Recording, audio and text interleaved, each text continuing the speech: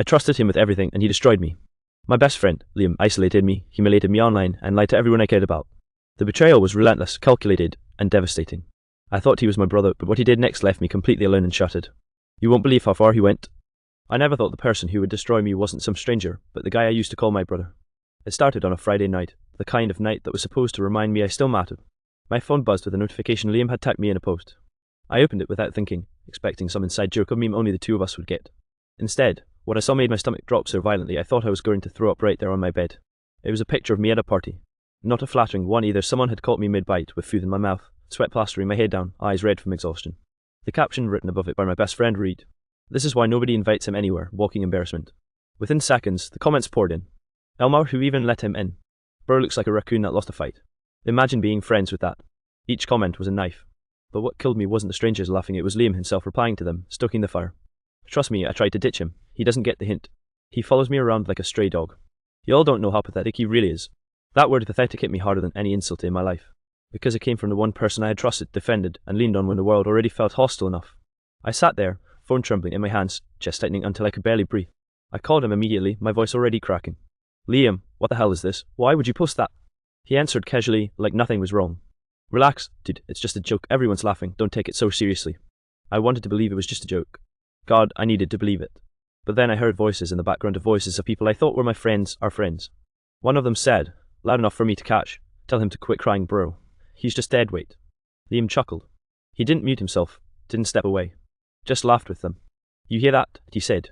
"They don't want you around, honestly. I don't either. You're exhausting." Exhausting. That word gutted me. My vision blurred, my whole body shaking. I couldn't even form words, just a strangled noise that sounded too much like begging.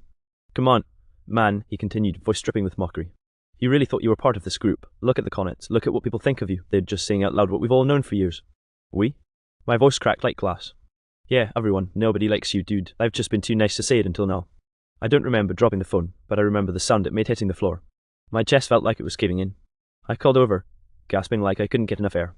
My own best friend had just told me so casually, so cruelly that I was unwanted.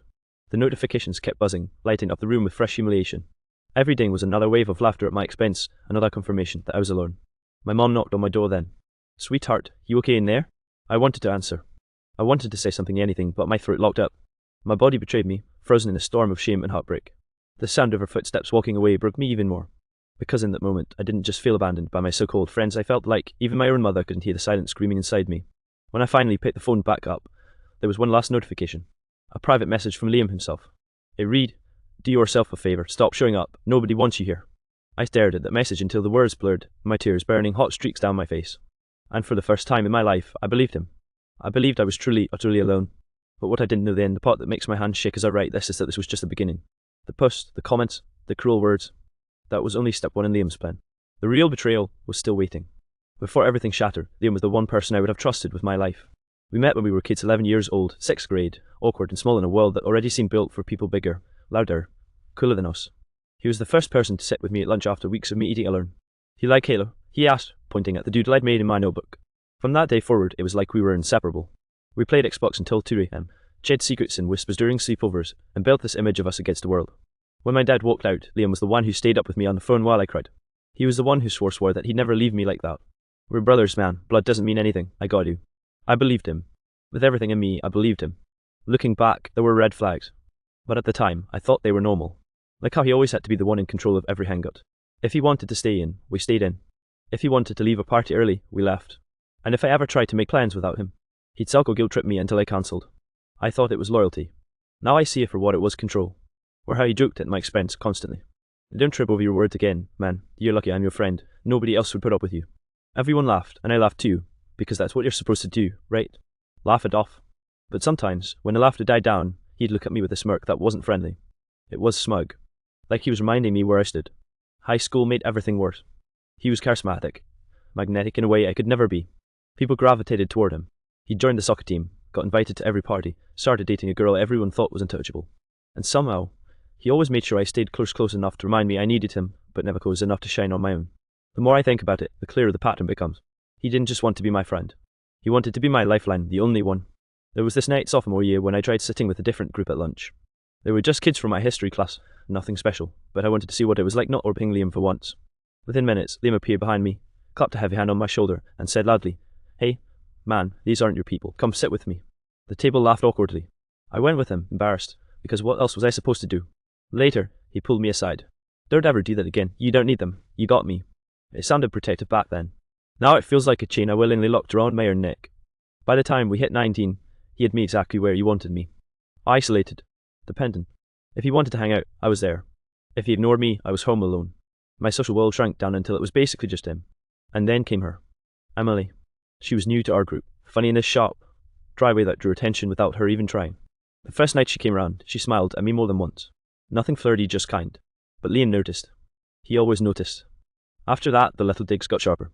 "Careful, man, you'll scare her off. They don't bother, she's out of your league." Emily would frown, but laugh it off, probably assuming it was just guy banter. I did too. But inside, something twisted. The red flags kept waving, but I stuffed them down. Because every time I thought about pulling away, I heard his voice in my head, "Nobody else will put up with you." And I believed it. God help me, I believed it. So when that humiliating post went up, the one that shattered me, I shouldn't have been surprised. But I was. I had spent years ignoring the signs, explaining away the little cruelties, convincing myself Liam was still the boy who once swore he'd never leave me. What I didn't know then was that the post wasn't some careless jerk. It was a calculated move. First domino in a line he'd been setting up for years. Because Liam didn't just want to embarrass me. He wanted to erase me. And the way I found out what he'd been doing behind my back still makes my chest ache when I think about it.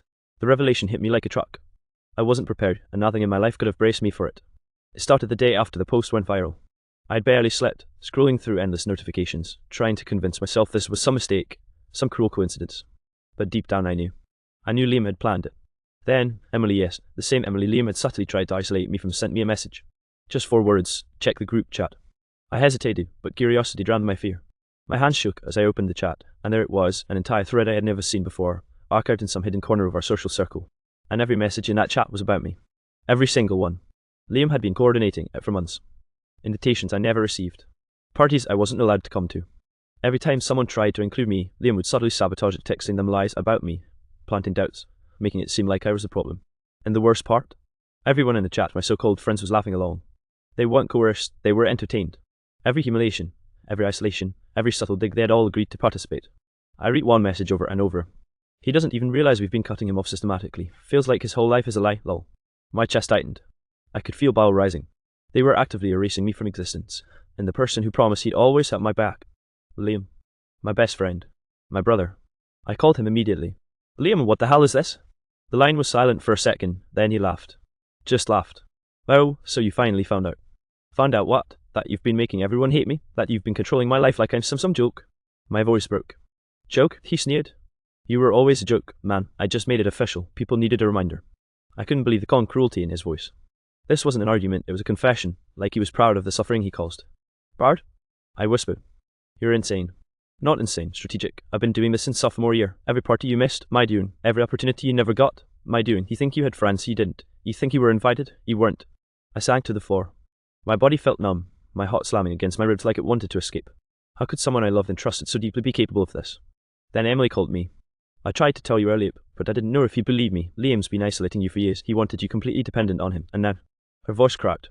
"He's taking it further. Taking it further." The words made my stomach drop. She explained that Liam wasn't just stopping at social humiliation. He had been quietly spreading lies about me to our college recruiters, even my family.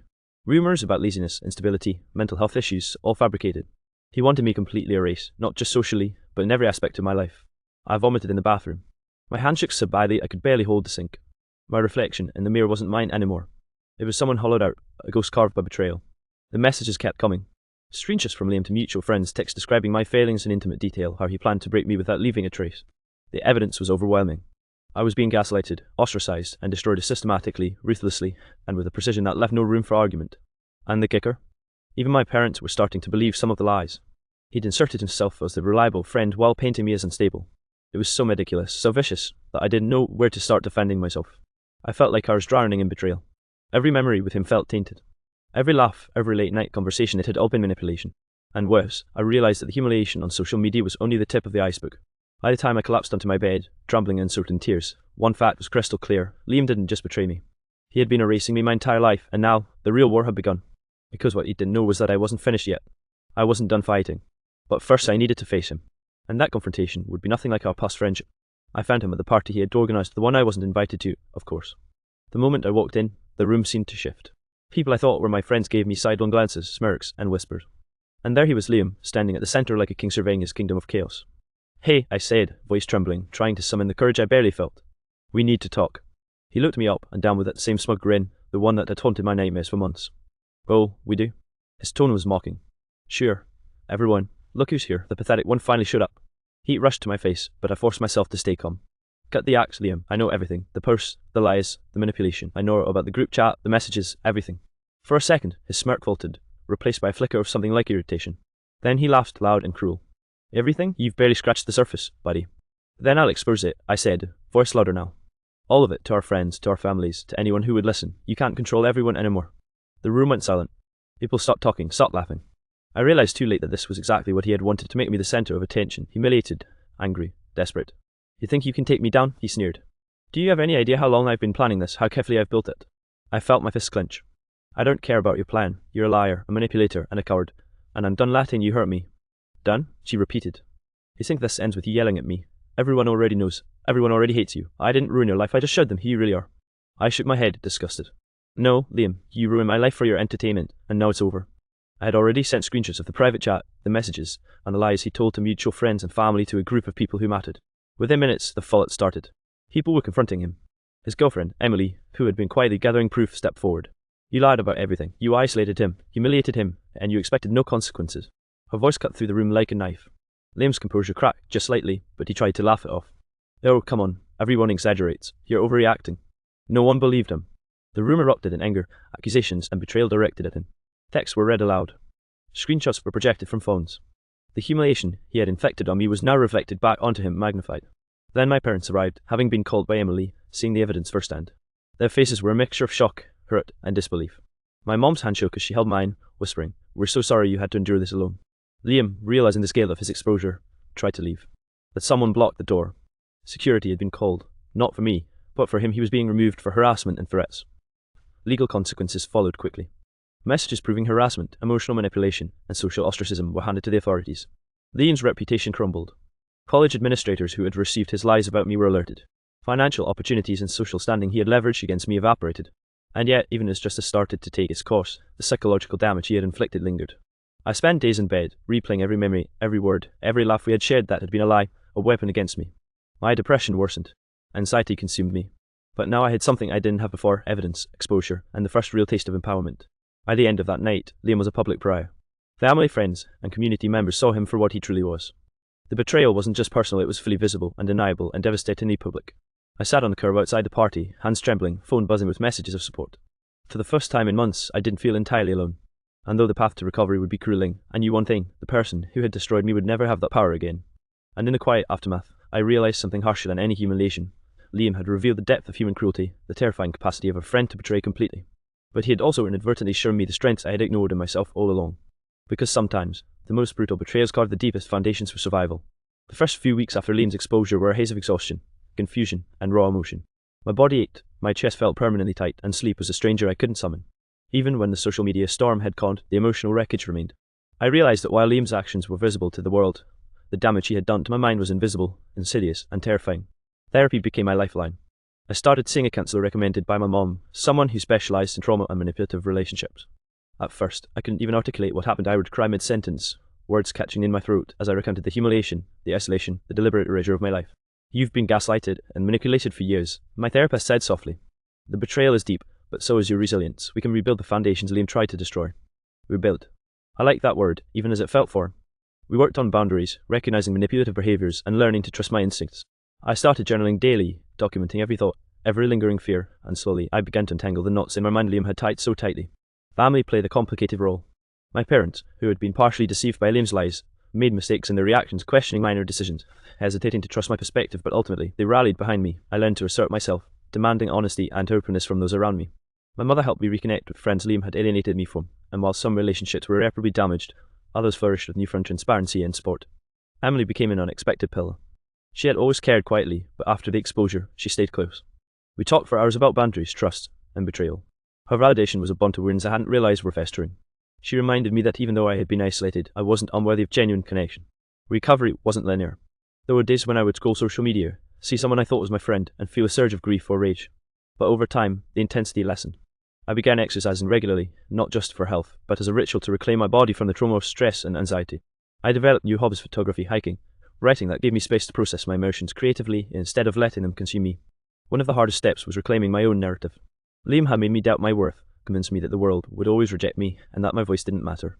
Writing about what happened, sharing my story publicly in a controlled way, became empowering. People responded with empathy, validation, and encouragement.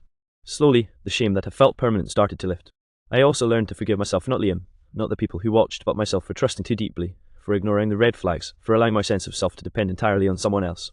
That forgiveness wasn't easy, but it was necessary for moving forward. Months passed, and my life began to stabilize. I went back to social gatherings cautiously, but with the confidence that I could set boundaries and recognize manipulation.